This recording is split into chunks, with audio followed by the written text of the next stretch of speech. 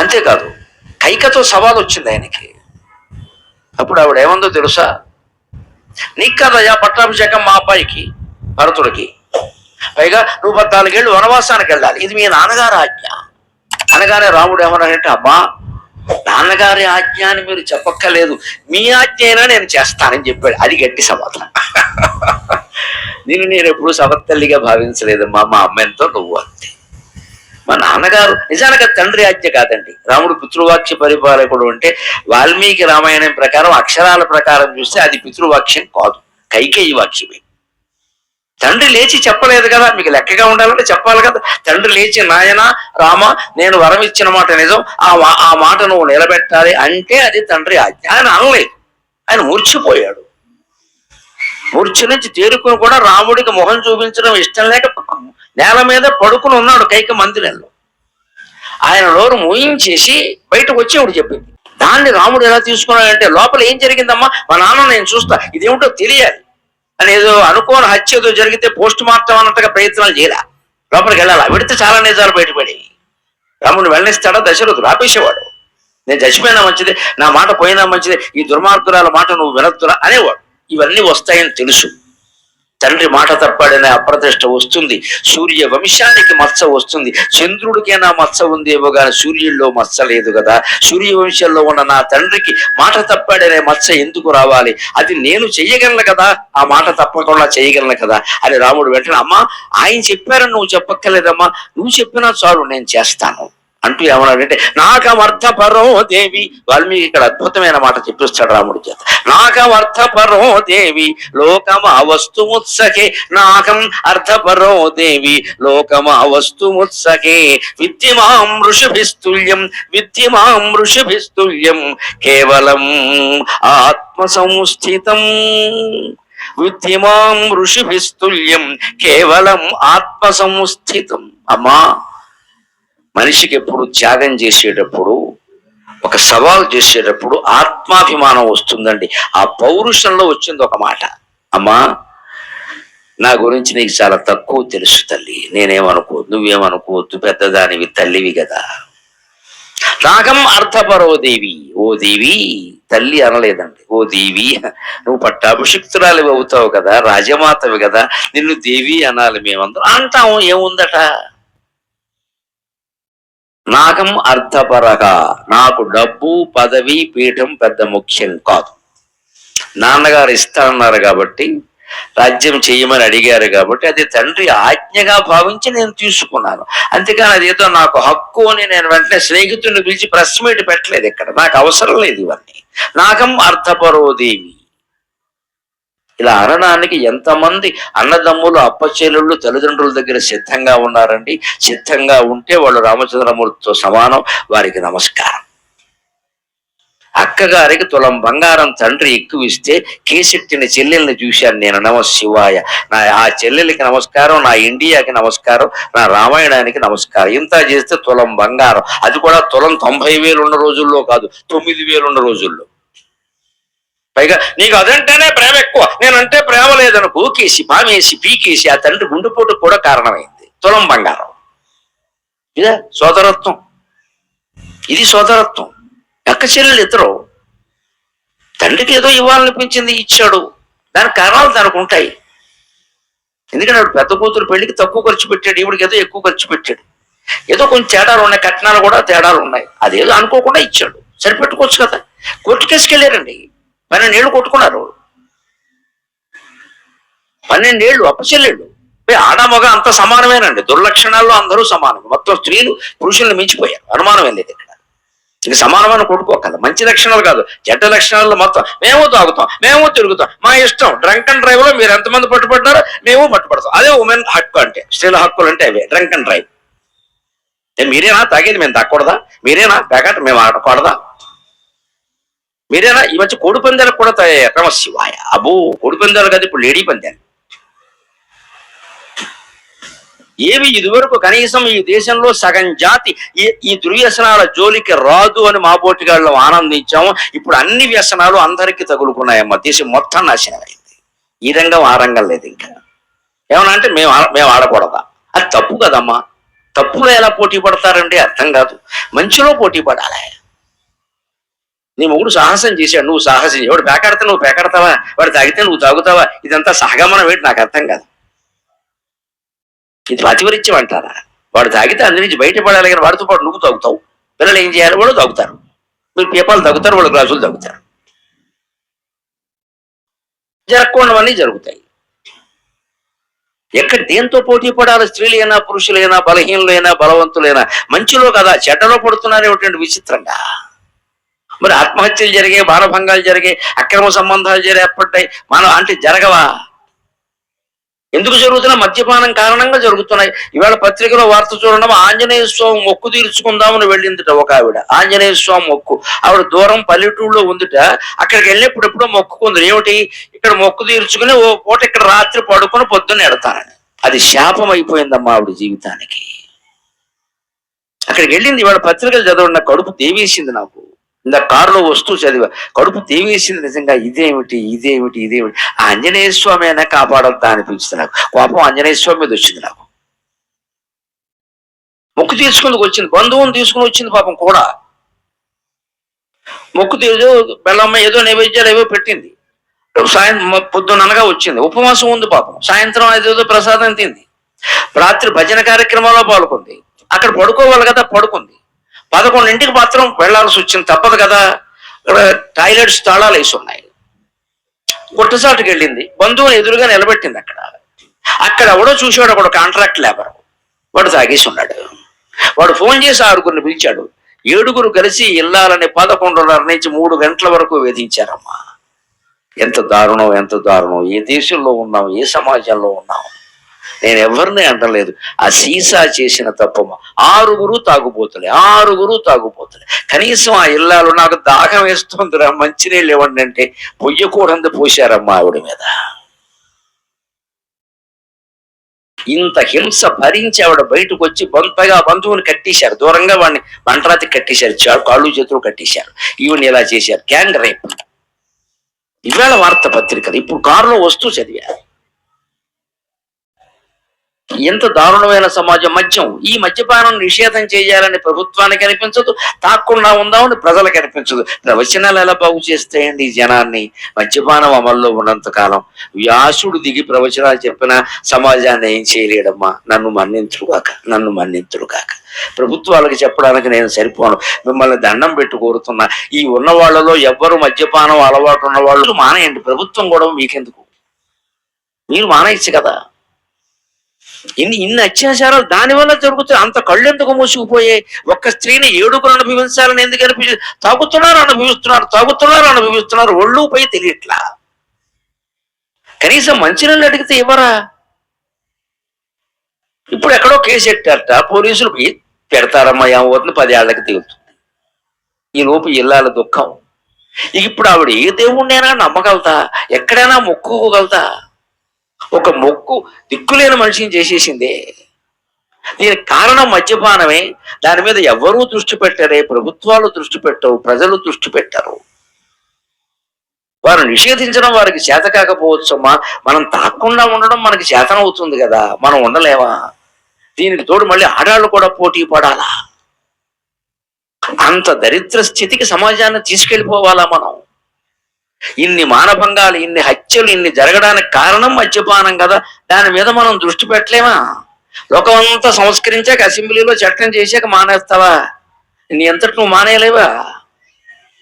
ఏ సమస్యకైనా రామతత్వం అర్థమైతే మన పరిధిలో మనం ఆలోచిస్తాం. నా పరిధిలో నేను చేయగలిగింది ఏమిటి? మద్యపాన నిషేధం మనం చేయలేం. మనం తాగడం మానేయగలం కదా, దానికి చట్టం అక్కర్లేదు కదా. అదే రామతత్వం. అంటే తండ్రి 3 పెళ్లిళ్ళు చేసుకోకుండా ఈయన ఆపలేకపోయాడు, కానీ తల్లికి ఏం వాగ్దానం చేశాడు?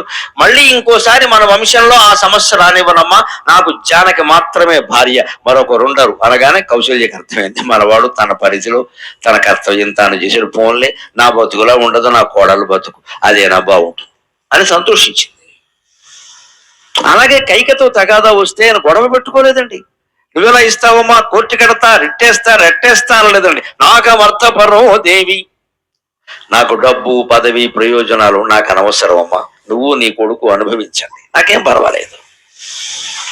లోకమా వస్తుముత్సకే, లోక సంగ్రహం కోసమే నేను పుట్టాను, లోక సంగ్రహం కోసమే నేను పనిచేస్తున్నాను తల్లి. బుద్ధిమాం ఋషిభిస్తుల్యం, ఆ పౌరుషంలో ఒక మాట వచ్చింది, నేను ఋషి లాంటి వాడినమ్మా, నువ్వు తెలుసుకునే ప్రయత్నం చేయి, నువ్వు మామూలు మనిషి అనుకుంటున్నావు. బుద్ధిమాం ఋషిభిస్తుల్యం, ఋషులకు ఏ కోరికలైనా ఉంటాయా, ఋషులకు కోపాలు ఉంటాయా, నాకు అంతేనమ్మా. బుద్ధిమాం ఋషిభిస్తుల్యం కేవలం ధర్మమాస్థితం, కేవలం ధర్మాన్ని మాత్రమే నమ్ముకుని ధర్మాన్ని రక్షించడం కోసమే ఆయుధం పట్టిన నన్ను ఋషిగా భావిస్తే నీకు విషయం అర్థమవుతుందమ్మా, లేతే అర్థం కాదు ఎప్పటికి కూడా. ఇది రామతత్వం. అలాగని రాముడు అన్ని చోట్ల శాంతంగానే ఉండమని చెప్పాల, చేతకాని వాళ్ళ ఉండమని చెప్పాల. విపరీత క్షమాగుణం పనికిరాదు, ఏ యుగంలోనూ పనికిరాదు, కలియుగంలో అసలే పనికిరాదు. సుగ్రీవుడు ఇచ్చిన మాట తప్పాడు, ఆయనకి రాజ్యం వచ్చింది, కానీ సీతాదేవిని అన్వేషించడానికి మనుషుల్ని పంపలా. అప్పుడు రాముడు లక్ష్మణుడి చేత హెచ్చరిక చేయించాడు. రాముడికి మనకి ఇస్తున్న సందేశాన్ని మనం గమనించాలి. రామతత్వం అంటే పౌరుషం కూడా. సుగ్రీవుడు మాట తప్పాడు, భోగాల్లో మునిగిపోయాడు. వర్షకాలం, ఓ తాగి దందనాలు, చిందు విందు మందు పందు, వాడు ఇష్టం, ఇంకా రాజ్యం వచ్చేసిందిగా. 4 నెలలు అయింది, మాట్లాడడం లేదు. గుర్తు చేయాలి కదా. మనం కాస్త జీవితంలో, సంసారంలో అయినా, సమాజంలోనైనా, కార్యాలయంలోనైనా కాస్త గట్టిగా లేకపోతే కొన్ని పనులు అవ్వండి. చేతకాని వాళ్ళ కూర్చోకూడదు అక్కడ. ఎవడో బాకీ ఉన్నాడు, ఎంతకి ఇవ్వట్లా, వారానికి ఒకసారి టైం పెట్టుకుని ఫోన్ చేయి, ఓ 10 సార్లు చెయ్యి. అక్కడి నుంచి కొంచెం భాష శైలి మార్చు, ఆబ్జెక్టివ్ టైప్ భాష వాడు. అక్కడి నుంచి అవతల మీద అశ్లీలం కూడా వాడు, సగమైనా బాకీ వసూలు అవుతుంది. ఈ కాలంలో చేయాల్సిందంతే. వాళ్ళని ఎంత తిట్టినా వాళ్ళకి బుద్ధి రాదు, పోనీ అంటే ఇక అలా చాలా పోతాయి. పైగా వీళ్ళ బాకీ మనం వసూలు చేసుకోలేకపోయామని వీళ్ళు ఊళ్ళో చెబుతారు, వాళ్ళు కూడా పట్టుకుపోతారు మన డబ్బు, లోకివే పోతారు. వాళ్ళు వదలరు, వాళ్ళ డబ్బు వాళ్ళకి ముఖ్యం. కష్టపడి సంపాదించుకున్నామండి, కాస్త గట్టిగా ఉండాలి. సుగ్రీవుడు మాట తప్పినట్టు తెలియగానే ఆయన అశ్రద్ధ చేస్తుంటే లక్ష్మణుల చేత సమాధానం చెప్పిస్తాడు. ఒక్క మాట చెప్పు సుగ్రీవుడికి, నచ సంకుచిత పంథాయన వాలి హతోగతక, వాలి వెళ్ళిన మార్గం ఉందే అది ఇంకా తెరిచే ఉంది, స్టిల్ ఇట్ ఈజ్ ఓపెన్ అని చెప్పమన్నారండి. అది రాముడు అంటే. అంటే లేపేస్తాను రై నిన్ను, మీ అన్నగారు లేపినట్టే, జాగ్రత్త చూసుకో, వాడికి ఇంకా చెట్టు చాటు నుంచి లేపా, నిన్ను ఎదురుగా వచ్చి లేపేస్తాను. నచ సంకుచిత పంథ ఏన వాలి హతో గతక, వాలి వెళ్ళిన దారి ఉందే సుగ్రీవ, ఇట్స్ నాట్ క్లోజ్డ్, అది ఇంకా మూసేయలేదు, తెరిచే ఉంది, నిన్ను కూడా అక్కడికే పంపిస్తా అని ఇంకొక మాట చెప్పాడు. మనందరం నేర్చుకోవలసింది, ఎదిరి పక్షము సాధువైయుండెనేని, ఎదిరి పక్షము సాధువయ్యసగనేని, 100 రెట్లు సాధువులము వారి కంటే, 100 రెట్లు సాధువులము వారి కంటే, ఎదిరి పక్షం అసాధువయ్యసగనేని, 100 రెట్ల అసాధువులము వారి కంటే. ఇది మనం గ్రహించాలి. ఎప్పుడు ఎదుటి వాళ్ళు మన పట్ల సాధువుగా ఉంటే, మంచిగా ఉంటే, మనం 100 రెట్లు సాధువులుగా ఉందాం, అభ్యంతరం లేదు. కానీ వాడు వేషాలు వేస్తే పుచ్చి ఎగరగొట్టేయాలండి, అదే రామతత్వం అంటే, క్షత్రియ తత్వం అంటే. అదే చేతకాని వాళ్ళ కూర్చోవద్దు. ఎప్పుడో 10 ఏళ్లకి ఏదో జరిగితే అప్పుడు మన బాకీ కొట్టారు కాబట్టి అది కాదు, నీ చేతకానితనం అది. వాడి కర్మకి వాడే పోతాడు, కుదరదు. మన కర్మకే వాడు పోవాలి. ఏం చెయ్యాలో అది చెయ్యాలి, చేసేసి చేతులు దులుపుకోవాలి. వేదాంతం అంటే ఇవ్వవలసిన బెదిరింపులు ఇచ్చేసి తీసుకోవలసిన కక్ష ఏదో తీర్చేసుకు అప్పుడు వాడికి ఇంకా మనసులో పెట్టుకోవద్దు, వదిలేయాలి. మనసులో పెట్టుకుంటే మళ్ళీ జన్మెత్తాలి. మనస్సులో వదిలేయమన్నారు, భౌతికంగా వదిలేయమని భారతీయ వేదాంతం చెప్పదు. శత్రువుని ఛేదించాల్సిందే. అగ్నిశేషం, శత్రుశేషం, రుణశేషం ఉండకూడదు. ఇవాళ యువతరం ముఖ్యంగా గ్రహించాలి. బాకీలు తీర్చరు, అసలు బాకీ చేస్తారు, తీర్చరు, తీర్చినా పూర్తిగా తీర్చరు. కొన్ని ఈఎంఐ, కొన్ని బాకీలు తీర్చి కొన్ని ఈఎంఐలు కట్టి కొన్ని ఆపుతారు, మళ్ళీ ఈ కొన్ని కలిపి మళ్ళీ రేగుతాయి. ఇక్కడ తీర్చేది ఏదో పూర్తిగా తీర్చేది. ఇల్లు అమ్మేయవలసిన అవసరం వచ్చింది అనుకోండి, బాకీల వల్ల అమ్మేసి మొత్తం బాకీ తీర్చి మిగిలిన 74 లక్షలు మిగిలితే నిల్వ చేసుకో, అంతేగాని మొత్తం తీర్చేస్తే కష్టం. అందుకని సగం తీర్చడం, మళ్ళీ సగం పట్టి ఇంకోటి ఏదో కొండని చేస్తే ఇవి అవి కలిపి మొత్తం 2 ఇళ్ళు అమ్మేయాలి. తర్వాత ఇప్పుడు రుణశేషం ఉండకూడదండి, శత్రుశేషము అంతే. అందుకని రాముడు జవాబు ఇచ్చాడు. ఎదుటి వాళ్ళు సాధువులుగా ఉంటే మనం 100 రెట్లు వాళ్ళకంటే సాధువులుగా ఉంటాం, వాళ్ళు క్రూరుడుగా వ్యవహరిస్తే 100 రెట్లు క్రూరంగా ఉంటాం. ఈ విషయం సుగ్రీవుడికి చెప్పమన్నాడు. లక్ష్మణుడు వెళ్ళి చెప్పిన తర్వాత వెంటనే సుగ్రీవుడు కదిలాడు. సీతాదేవి కోసం యాత్ర జరిగింది. ఇంకొక మాట మనం రామతత్వాన్ని గురించి చెప్పుకొని 5 నిమిషాల్లో మనం సెలవు తీసుకుందాం. యుద్ధానికి ముందు రోజు ఎప్పుడు రాముడు అనవసరంగా హింసని కోరడు, హింస చేయవలసి వస్తే ఆగడు, యుద్ధాన్ని కోరడు.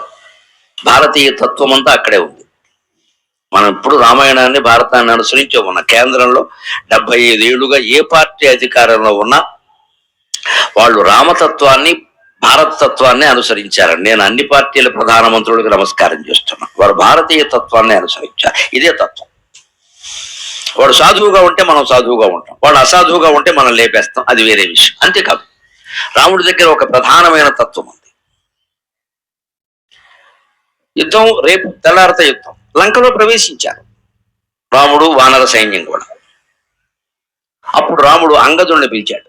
అంగదా, ఒక్కసారి రావణాసురుడి దగ్గరికి వెళ్ళి మరోసారి చెప్పి చూడు, సీతనిచ్చేయమని. మాకు రాజ్యం అక్కర్లేదు, అనవసరంగా జన నష్టం నాకు ఇష్టం లేదు, చెప్పంటే అంగదుడు అన్నాడు, రామా, నీ అమాయకత్వం కాని వాడు ఇస్తాడా? హనుమంతుడు వెళ్ళి చెబితే ఇవ్వలేదు, నేను వెళ్ళి చెబితే ఇస్తాడా? అనవసరం అయ్యాను, వద్దు అంగదా, అలా ఆలోచించద్దు. ఎప్పుడు ఆశావాదంతో ఉందాం. మనం పని జరుగుతుంది అనుకుందాం, జరగకపోతే వేరే విషయం. అక్కడ రాముడు ఒక మాట అంటాడు, నాకు ఎందుకో తెల్లారితే యుద్ధం అనగానే బాధ వస్తోందయ్యా, భయం కాదయ్యా అన్నాడు. బాధ ఏమిటంటే, ఒక్క రాక్షసుడు గురించి ఇంతమంది రాక్షసులను చంపాలా? ఇది రామతత్వం, ఇది రామతత్వం.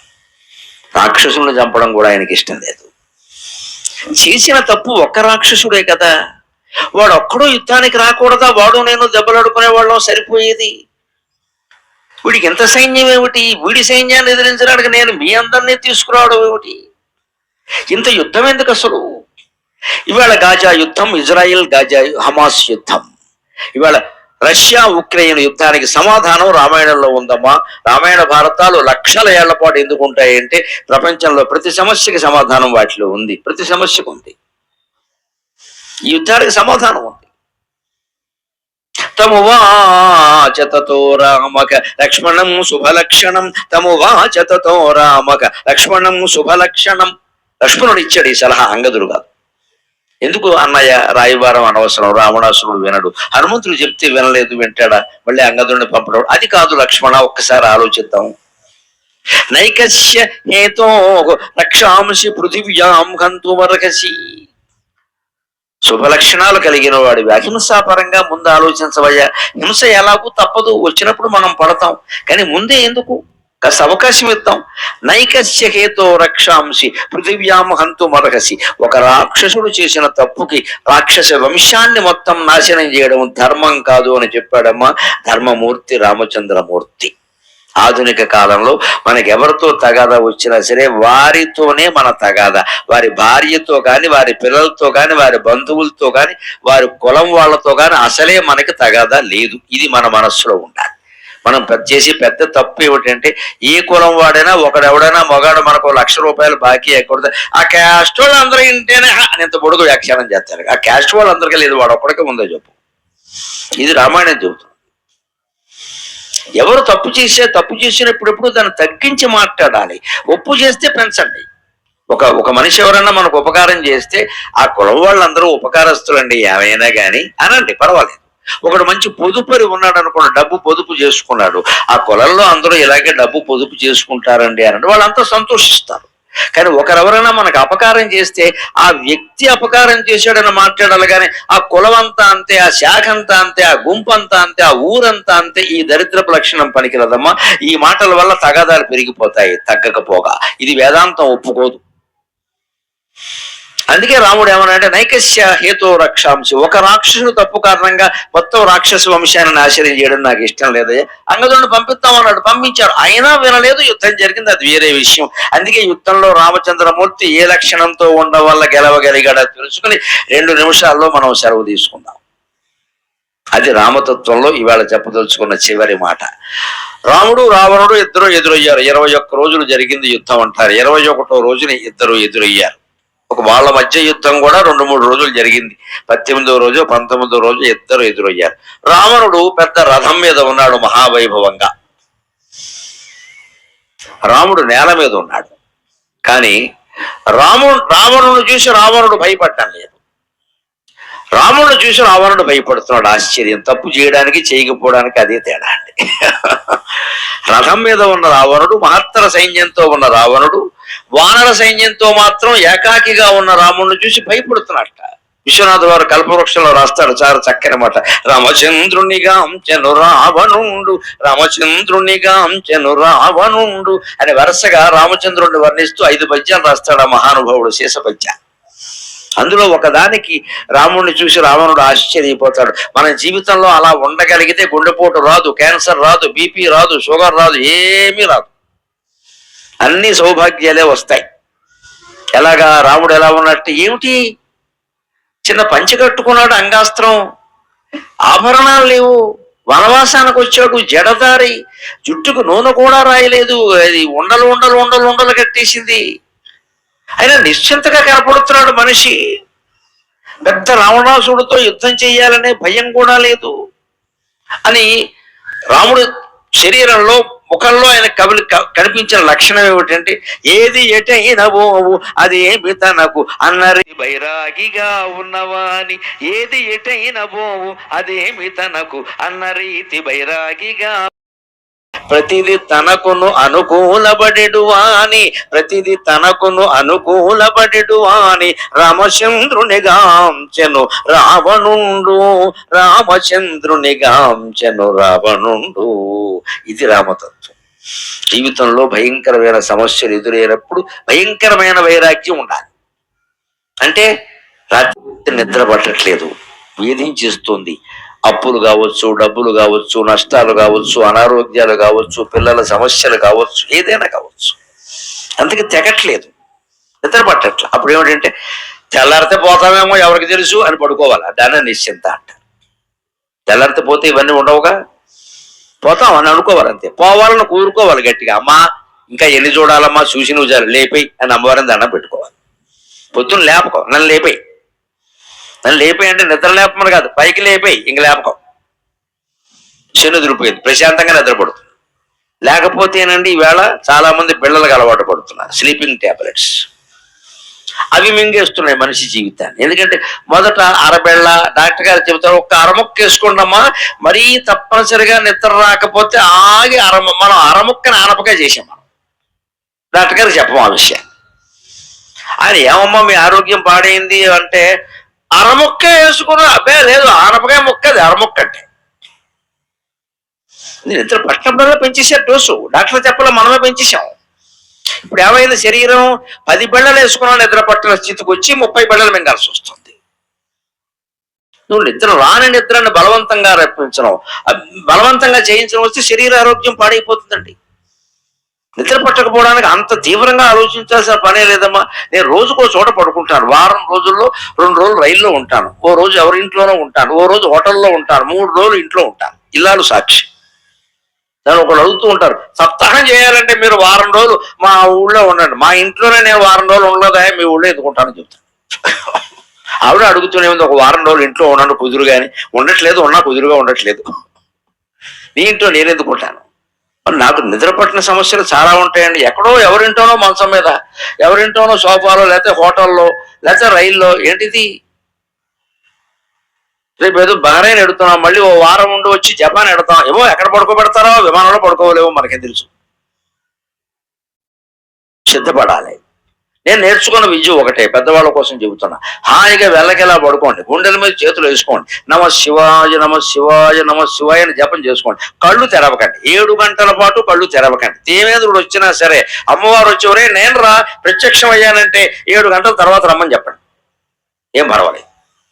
కళ్ళు తెరవకండి, కళ్ళకి గంటలు కట్టేసుకోండి, తువ్వాలు కట్టేసుకోండి, ఏదో చేయండి, కళ్ళు తెరవకండి. మొత్తం అలసట తగ్గిపోతుంది, నిద్రబద్ధకం తగ్గిపోతుంది. తెల్లారు లేచేసరికి మీ కళ్ళు పద్మాల్లో ఉంటాయి, ఎర్ర దామర పూల్లో కాదు, తెల్ల దామర పూల్లో ఉంటాయి. ఎర్ర దామర పూల్లో ఉన్నాయంటే నిద్ర పట్టలేదు అనమాట, తెల్ల దామర పూల్లో ఉంటాయి. అది ఉపాయం, నేను చేసేది అదే, లేకపోతే నాకు నిద్ర పట్టదు. ఎక్కడ చాలా కష్టం అది. భోజనంలో తేడా, ఆహార విహారాల్లో తేడా, నిద్ర ఎలా పడుతుంది. మళ్ళీ ఇద్దరు లేకపోతే సమస్య ఏంటంటే అన్నం లేకపోయినా మేము మాట్లాడగలం మా వక్తలు ఎవరైనా, నిద్ర లేకపోతే మాట్లాడలేం, గొంతుపోతుంది. అన్నం లేకపోయినా పర్వాలేదు, ఏ పళ్ళు ఫలాలు తింటాం, అది ఉపాయం. ఇప్పుడు రాముడు ఎందుకు నిశ్చింతగా ఉన్నాడు యుద్ధంలో అంటే, ఏది ఎటైనవు అది ఏమి తనకు అన్న రీతి బైరాగిగా ఉన్నవా అని. రాముడు ఎందుకున్నాడు, నేను సీతాదేవి కోసం యుద్ధం చేస్తున్నా, శక్తి కొలది చేస్తా, బతుకుంటే సీత వస్తుంది, పోతే పోతాం. ఇప్పుడు వీడిని జయించాలని పెద్ద టెన్షన్ పెట్టుకుంటే ఏమిటిది, జయిస్తే జయిస్తాం, లేతే లేదు. వీడికి 10 తలకాయలు ఉన్నట, ఇంకేదో ఉంది, నా తలకాయ నాకు కష్టంగా ఉంది అని తెగించాడు ఆయన. ఆ తెగింపు, ఆ వైరాగ్యం అనేది ఉంది, అది మనస్సులో కనపడుతోంది, అదే శరీరంలో వ్యక్తమైంది. Face is the index of mind.